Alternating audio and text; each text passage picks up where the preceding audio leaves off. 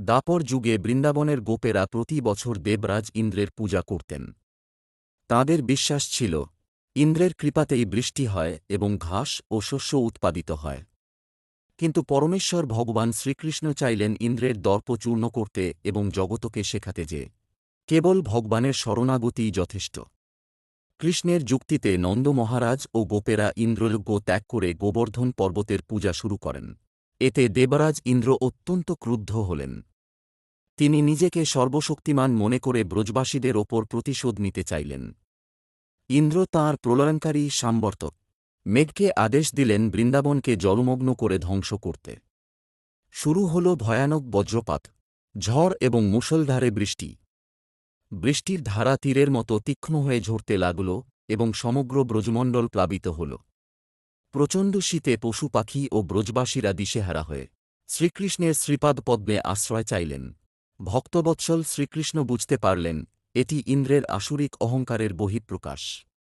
তিনি হাসিমুখে বললেন, ভয় পেও না, গোবর্ধন পর্বত আমাদের রক্ষা করবেন।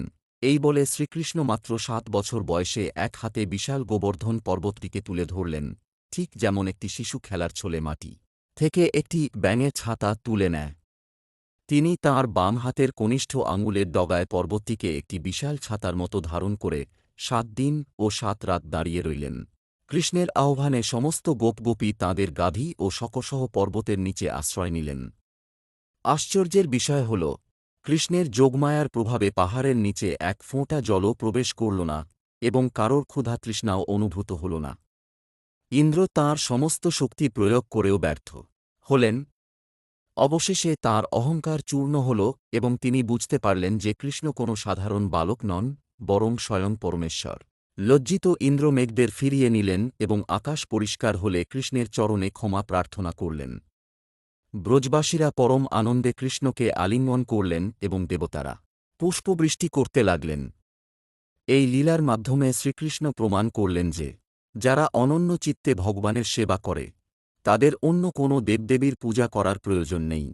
ভগবান নিজেই তাঁদের সর্বতোভাবে রক্ষা করেন।